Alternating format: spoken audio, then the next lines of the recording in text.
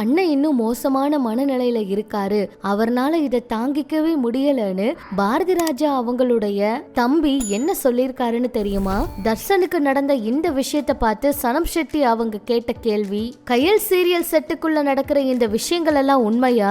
வாங்க என்ன நடந்துச்சு அப்படிங்கறத இந்த வீடியோல பார்க்கலாம். மனோஜ் பாரதி ராஜா அவருடைய இறப்பு மிகப்பெரிய வேதனையும் சோகத்தையும் அவருடைய குடும்பத்துக்கு கொடுத்திருக்கு. சொல்ல போனா பாரதி ராஜா அவர்னால இதை ஏற்றிக்கவும் முடியல, தாங்கிக்கவும் முடியல, உடஞ்சு போய் அவ்வளவு வேதனையில இருக்காரு.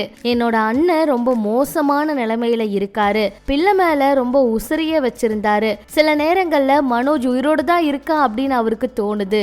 திடீர்னு மனோஜை கூப்பிடு அப்படின்னு சொல்றாரு. வரவங்க கிட்ட சொல்லி சொல்லி அழுது ஒரு மாதிரி ஆயிட்டாரு. அவரை சமாதானப்படுத்துறது தான் ரொம்ப கஷ்டமா இருக்கு. மற்றவங்களை எல்லாம் ஏதோ கொஞ்சம் சமாதானப்படுத்திடலாம், ஆனா அவரை சமாதானப்படுத்தவே முடியல. எப்ப பார்த்தாலும் மனோஜோட போட்டோவை பார்த்து பார்த்து அழுதுகிட்டே இருக்காரு. அந்த ஒரு இழப்பை அவர்னால தாங்கிக்கவே முடியல, அதுல ரொம்ப உடஞ்சு போய் இருக்காரு அப்படின்னு பாரதி ராஜா அவங்களுடைய தம்பி இந்த ஒரு விஷயத்த சொன்னதை கேட்டு ரசிகர்களும் ரொம்பவே ஆறுதல் சொல்ல நிறைய கருத்துக்களை பதிவிட்டு இருக்காங்க.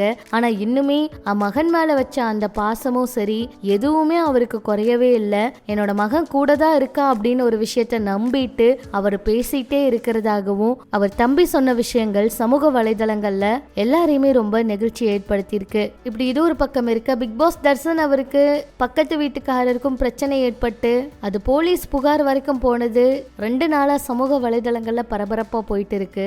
இந்த நிலையில சனம் ஷெட்டி அவங்க கிட்ட இந்த வீடியோவை அனுப்பி நிறைய பேர் வந்து இதை பத்தி ஏதாவது சொல்லுங்கன்னு சொல்லி கேட்டுட்டே இருக்காங்க.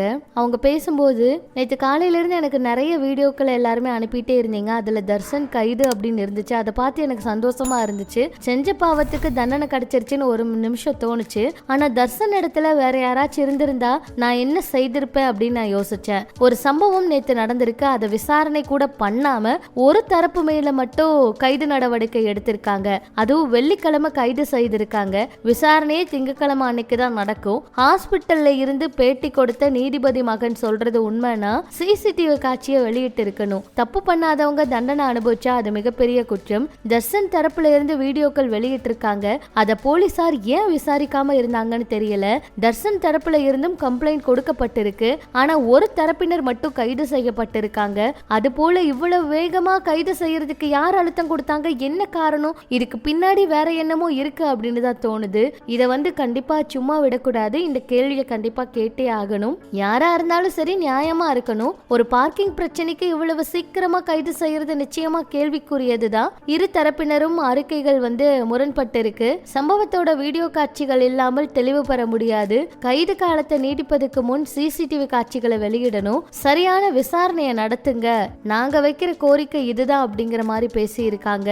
இதை பார்த்த ரசிகர்கள் எல்லாம் நீங்க சொல்றது 100% சரி அப்படின்னு சொல்லி சனம் ஷெட்டி அவங்களுக்கு ஆதரவா நிறைய கருத்துக்களை பதிவிட்டு இருக்காங்க.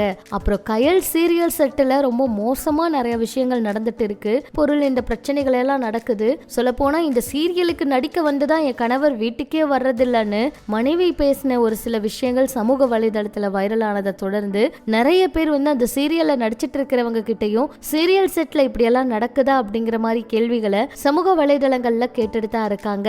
கணக்கானும் காலங்கள்ல இவரு நடிச்சாரு ஐயப்பன், அப்புறம் கயல் சீரியல்ல நடிச்சுக்கிட்டு இருக்காரு. 3 வருஷமா வீட்டுக்கு எதுவுமே காசு தரதில்ல, குழந்தைய கூட பாத்துக்க மாட்டேங்கிறாரு, போதை பொருள் எல்லாம் பயன்படுத்துறாரு, மன உளைச்சல்ல நாங்க இருக்கோம் அப்படின்னு மனைவி சொன்னதை தொடர்ந்து இந்த சீரியல் செட்ல உண்மையாலுமே அப்படி நடக்குதான்னு விசாரணை பண்ணுவாங்களா, உண்மையா அந்த சீரியல் செட்ல அப்படி என்னதான் நடக்குது, பொறுத்திருந்ததா பார்க்கணும். இதெல்லாம் பற்றி உங்களோட கருத்துக்களை சொல்லுங்க. மேலும் இது போல இன்னும் நிறைய சினிமா தகவலை தெரிஞ்சுக்க நம்ம சினி சமூகம் சேனல் கூட இணைஞ்சிருங்க.